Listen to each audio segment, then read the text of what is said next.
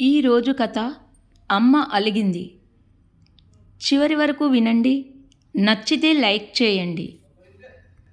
అమ్మ అలిగింది. రాజ్యలక్ష్మికి రాజారావుతో పెళ్ళై 25 సంవత్సరాలవుతుంది. రాజ్యలక్ష్మికి BA degree పూర్తయిన వెంటనే పెళ్ళైపోయింది. రాజారావు అప్పుడు బ్యాంకులో ఆఫీసర్గా పనిచేస్తున్నాడు.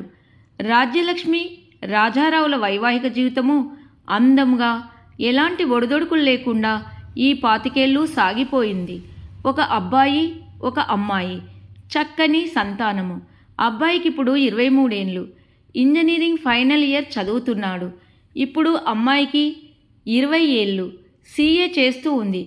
ఒక పేరు పొందిన చార్టర్డ్ అకౌంటెంట్ ఆఫీస్లో హార్టికల్ క్లర్కుగా పనిచేస్తూ ఉంది.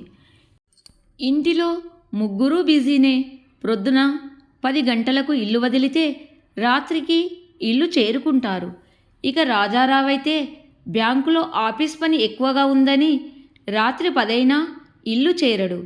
వస్తూనే డిన్నర్ చేసి ముసుగు తన్ని పడుకుంటాడు. అలసటతో ఇక పిల్లలు అంతే. ఏదో మొక్కుబడిగా కొన్ని మెతుకులు తిని ఆ కంచాలన్నీ డైనింగ్ టేబుల్ మీద వదిలేసి ఎవరెవరి రూముల్లోకి వెళ్ళి మొబైలు, ఏవో పనికిరాని ప్రోగ్రాములు చూసుకుంటూ ఉంటారు. ఇంటిలో వీరి అవసరాలు తీర్చడానికి ఒక మరయంత్రంలా 24 గంటలు అవిశ్రాంతంగా పనిచేస్తున్న ఒక ఇల్లాలు, ఒక అమ్మ ఉందనే ధ్యాసే లేదు. కనీసము అమ్మతో కాసేపు కూర్చొని మాట్లాడాలనే ఆలోచనే రాదు వారికి. దీనికంతటికీ కారణము తానే. చిన్నపిల్లలని వారికి ఏ పని చెప్పకుండా అన్ని రాజ్యలక్ష్మి చేసుకునేది. అది చాలా పెద్ద తప్పు. మగపిల్లవాడు, ఆడపిల్ల అని భేదం లేకుండా ఇంటిలో అన్ని పనులు నేర్పించాలి. పని మనిషి మానేస్తే ఇల్లు క్లీన్ చేయడం, గిన్నెలు తోమడం, డస్టింగ్ చేయడం, పాండ్స్లో ఉన్న చెట్లను ట్రీ చేసి నీళ్లు పోయడం, వాషింగ్ మిషన్ నుండి డ్రై అయిన బట్టల్ని హాంగింగ్ స్టాండ్కి ఆరబెట్టడం లాంటి పనులన్నీ ఇంటిలో మగ, ఆడ, పిల్ల అనే తేడా లేకుండా నేర్పించాలి. అలాగే మగపిల్లలకు కూడా వంట పని చేయడం నేర్పించాలి. టీ, కాఫీ, చారు, సాంబారు, కూరలు చేయడం నేర్పించాలి. అప్పుడు వారు పెద్దయిన తర్వాత కడుపు కాల్చుకోకుండా చక్కగా ఇంటిలో వంట చేసుకొని తింటారు. ఒకవేళ ఫారిన్కి పోయినా వంట వచ్చు కాబట్టి చక్కగా వండుకొని తింటారు. ఈ కాలంలో ఆడపిల్లలకి కూడా ఏ ఇంటి వంట పని చెప్పకుండా అతి సున్నితంగా పెంచి పెద్ద తప్పులు చేస్తున్నారు తల్లిదండ్రులు. ఆడపిల్లలు అత్తవారింటికి పోకముందే అన్ని పనులు నేర్చుకుంటే మంచిది. కొందరికి స్నానం చేసిన తర్వాత చక్కగా కూర్చొని భగవత్ ఆరాధన చేయడం రాదు అంటారు. పూజ ఎలా చేయాలో దీపం వెలిగించి, అగర్బత్తీలు వెలిగించి 4 స్తోత్రాలు చెప్పడం కూడా రాదు. పూజలు చేయడము నామోషి. దానికి కారణము తల్లిదండ్రులే. పిల్లల బాధ్యతారహిత ప్రవర్తనకు కారణము తల్లిదండ్రులే. ఈ పరిస్థితి నుండి మనం బయటపడాలి. రాజ్యలక్ష్మి కూడా ఇలాంటి తప్పు చేయడం వల్ల, ఇంటిలో అందరి పనులు తానే చేయడం వల్ల ఆరోగ్యాన్ని పోగొట్టుకొనింది. ఇంకొన్ని రోజులు ఇలా ఉంటే తాను తప్పక డిప్రెషన్లో పడిపోతుంది.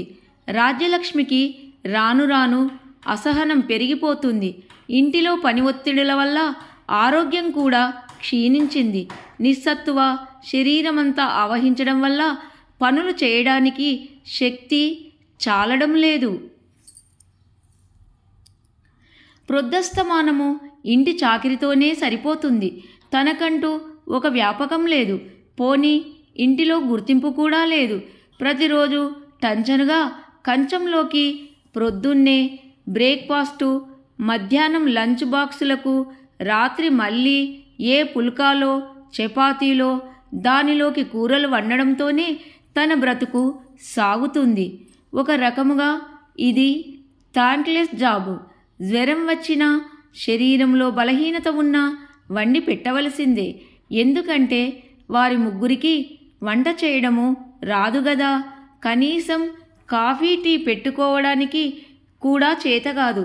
ఇంటి పనులు చేయాలంటే వారికి ఎక్కడలేని బద్ధకము. ఇకపోతే ఒకరోజు వేసుకున్న డ్రెస్సు మరుసటి రోజు వేసుకోరు. ఆ డ్రెస్సులన్నీ వాషింగ్ మిషన్లో కుక్కిపోతారు. వాళ్ళ బండలాంటి జీన్స్ ప్యాంటులు ఉతకడం తనకు శక్తికి మించిన పని అవుతుంది. పనమ్మాయి ఉన్నా అన్ని పనులు సక్రమముగా చేయదు. నెలకు 4-5 రోజులు డుమ్మ కొడుతుంది. ఇల్లు శుభ్రం చేసి తడిబట్ట వేయడం, గిన్నెలు కంచాలు కడగడం ఆమె పని. ఆ పని తప్ప ఇంకొక పని ఎక్కువ చెప్పినా చురచురమని చూస్తుంది. ఒప్పుకున్న పని తప్ప వేరే పని చేయదు. ఆ రాత్రి రాజారావు 10 గంటలకు ఇల్లు చేరాడు. భోజనాలయ్యాక రాజ్యలక్ష్మి ఒక విషయం అడిగింది. తన క్లాస్మేట్ లలిత బ్రహ్మకుమారిస్ రాజయోగ క్లాసులో చేరింది.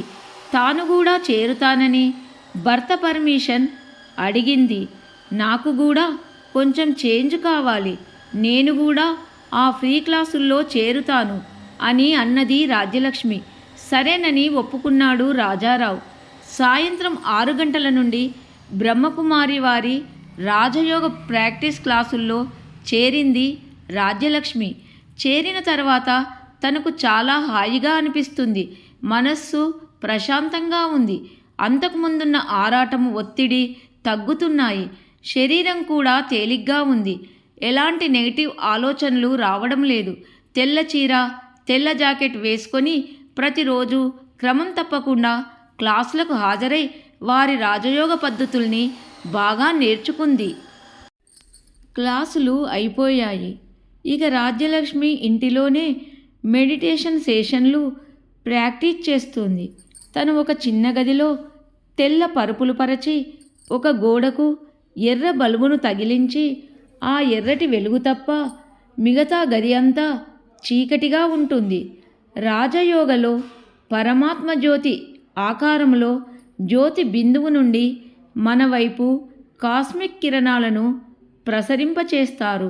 ఎంత ఎక్కువ మెడిటేషన్ చేస్తే ఆ దివ్య బిందువు నుండి శక్తి మన వైపు ప్రసరిస్తుంది.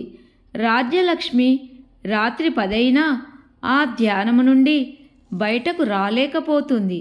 చేసేదేమీ లేక రాజారావు పిల్లలు ఆ ఉడికించిన అన్నము కూరలు వేసుకొని తిని పడుకునేవారు. కొన్ని రోజుల తర్వాత మౌంట్ అబులో అడ్వాన్స్డ్ మెడిటేషన్ కోర్సు అనౌన్స్ చేశారు.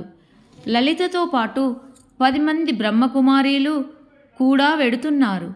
రాజ్యలక్ష్మి కూడా లలితతో పాటు మౌంట్ అబుకి వెడతానని రాజారావుకు చెబుతుంది.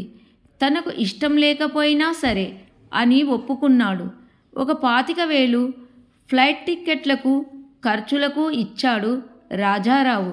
ప్రయాణానికి కావలసినవన్నీ సమకూర్చుకొని రాజస్థాన్లోని జైపూర్కు పోవడానికి హైదరాబాద్ ఎయిర్పోర్టు దాకా రాజారావు కారులో డ్రాప్ చేశాడు. అప్పటికే లలితతో పాటు ఇంకా 10 మంది తెల్ల చీరలు కట్టుకొని నవ్వుకుంటూ మురిసిపోతున్నారు.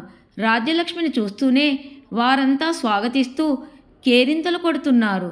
జైపూర్ నుండి మౌంట్ అబు చేరుకున్న లలితా బృందం వారికి కేటాయించిన గదుల్లోకి వెళ్ళిపోయారు. లలిత రాజ్యలక్ష్మికి ఒక గదిని కేటాయించారు. రేపటి నుండి అడ్వాన్స్డ్ కోర్సు ప్రారంభమవుతుంది.